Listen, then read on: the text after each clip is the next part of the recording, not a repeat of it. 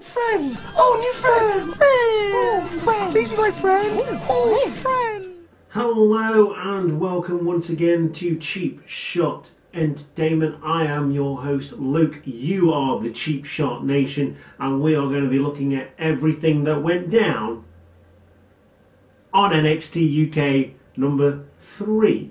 Took place on the 31st of October 2018, or at least it was uploaded on that day and shared on that day. And another great show. Great start to the show, great finish to the show, and they're really building up the NXT UK brand to be a major player here in the UK, which is cool. Because it's WWE, so they're going to have the spending power and the firepower to do that. But yeah, it's nice to see the UK scene and UK wrestlers being shown on international telly to a lot of people through the WWE network, and some of them I have even met through smaller promotions like Hope Wrestling and House of Pain and WCPW, which is now Defiant Wrestling. I've met quite a few of these superstars, which is fantastic, and it's really cool. And they weren't that expensive either, but it's nice to see that NXT UK is taking off. So join us for everything that went down on NXT UK this week. So we open up the show with a match featuring Trent Seven, one half of Mustache Mounting with Tyler Bate, and he is going against Saxon Huxley. Of course, he was in the inaugural UK Championship tournament along with Trent Seven, actually, and I think they might have clashed at some point during that championship tournament. But yeah, Saxon Huxley does give a good account of himself in this match, but ultimately comes a little bit short against Trent Seven, the more popular of the two wrestlers and the more seasoned wrestler between the two in NXT and WWE. Like I say, he does give a good account of himself. Trent Seven going all out with the hard-hitting, hard-fought victory. Get the feeling that he probably didn't expect so much of a fight from Huxley in terms of his first match on NXT UK. He's obviously featured on NXT UK, but he was talking with Tyler Bate about the UK Championship, Tag Team Championships rather. And yeah, this is his first outing and a good showing. So he gets the full Nelson suplex and does a burning hammer as well as a ripcord strike that he's known for. Gets the win over Saxon Huxley. Good little match, very quick, but that's what you can expect from NXT UK. They've got an hour and they use that time very, very well, much like NXT US as well. So your winner, Trent Seven. The second match of the night featured Flash Morgan Webster, a chap who we've seen quite a lot in Hope Wrestling in Mansfield, which is fantastic. Great guy, decent guy. Also went to Wolverhampton University, which is where I went to do my degree as well, which is pretty cool. And he's now in WWE, featured on NXT UK, and he's going against Mark Coffey, a seasoned veteran in the UK scene, along with his brother Joe, make up the Coffey brothers. Now Joe would come into play quite a lot during this match with Flash Morgan Webster out on his own. Joe could get a couple of distractions in and almost cost Flash Morgan Webster the win on this one.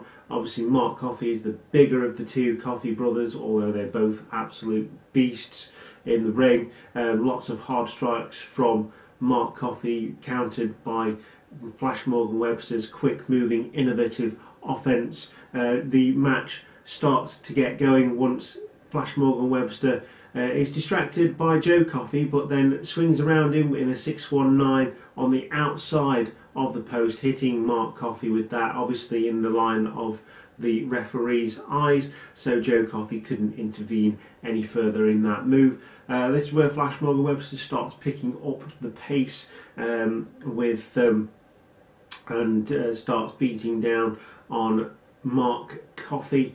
There is another distraction which leads to Mark Coffey getting the jump on Flash Morgan Webster, but this is reversed into a crucifix pin for the win, and your winner is Flash Morgan Webster. However, after the match, we know the Coffey brothers aren't very good losers. They start beating down on Flash Morgan Webster, and he is then saved by Mark Andrews and Travis Banks, who's nice to see him on NXT UK again. Another wrestler I've seen, fantastic talent, and yeah, really cool to see these two come down and save Flash Morgan Webster. And obviously this is leading to something a bit further down the line. Hoping, fingers crossed, that they will do an NXT UK takeover with these guys, so I can get a ticket and actually go to a show and do live videos for you guys here on Cheap Shot Entertainment. But your winner after this match, the second match of the third episode of NXT UK, is Flash Morgan Webster, who goes over Mark Coffey. So your third match of the night features veteran Danny Burch, who also has been featured quite heavily along with Oney Lorcan in his tag team on NXT US.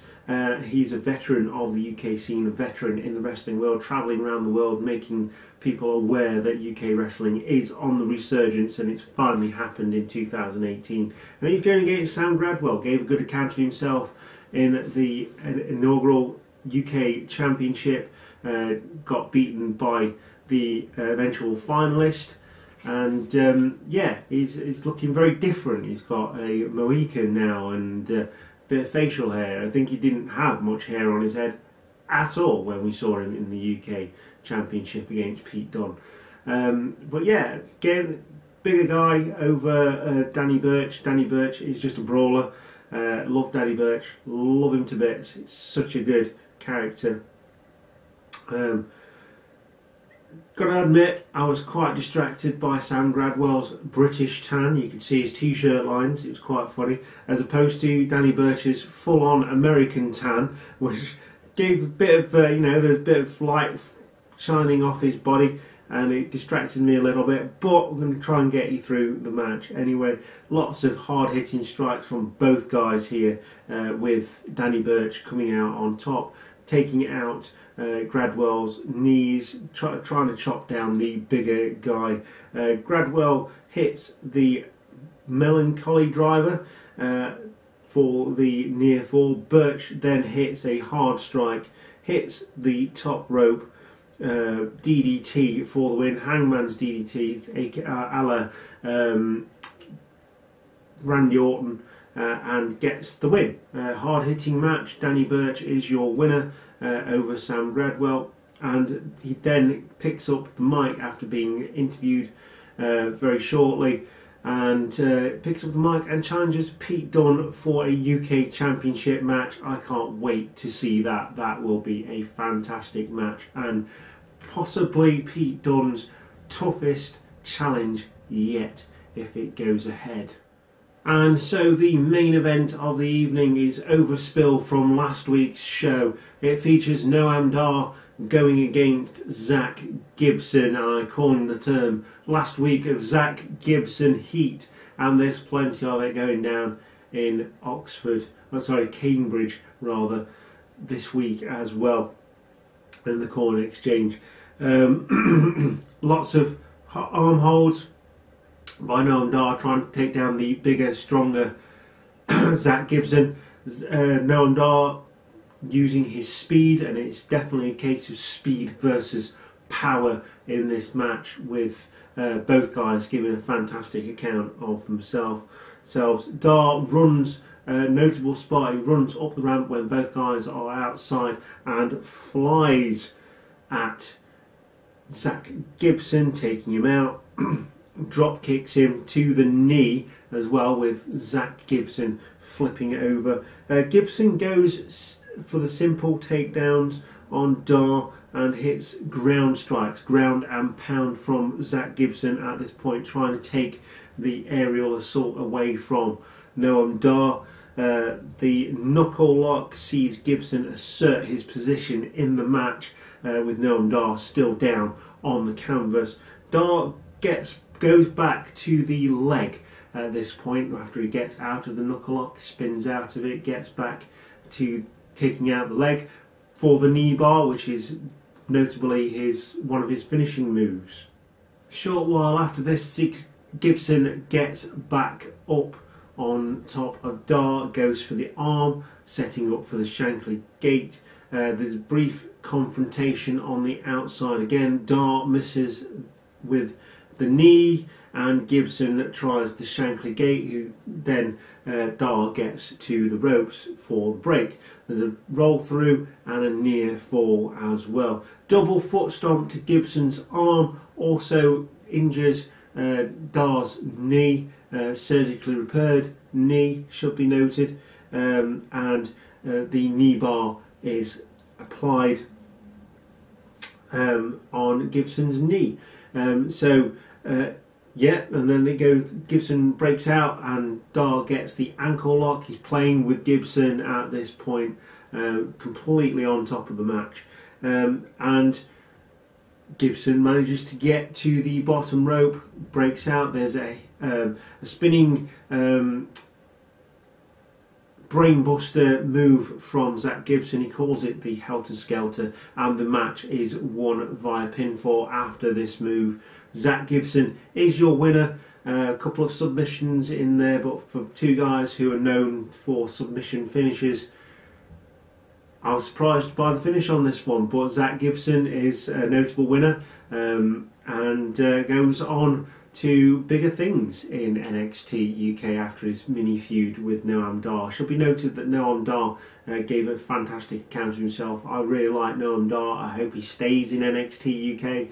I think he was underutilised on 205 Live, and he could do a lot better in NXT UK, even picking up the UK Championship at some point in the near future. But for now, your winner is Zack Gibson, Liverpool's #1. So another great showing from NXT UK, definitely picking up the pace this week after a couple of really good weeks, with the main event being absolutely phenomenal. Great match, go and watch it, and the other matches doing well to fill in the gaps as well. And yeah, I'm really looking forward to what's going to happen on NXT UK in the near future. But in the meantime, you can follow us on Twitter, on Facebook and Instagram. You can click the subscribe button, ring the notification bell to know when we upload new videos, and of course leave us a like and drop us a comment down below. We're looking at doing classic pay-per-view reviews, and if you leave a comment down below, we'll see what we can do. We've got access to the WWE Network, so it'd be reasonably easy to do the reviews for those. But we're hoping you're liking the channel. We're now getting well into double figures anyway. We're coming up to nearly 50 videos on the channel since August, which is phenomenal, and nearly 200 subscribers, which is fantastic, and it's all thanks to you, Cheap Shot Nation. So keep it locked right here on Cheap Shot Entertainment. I have been your host, Luke, and I'll see you next time. Goodbye.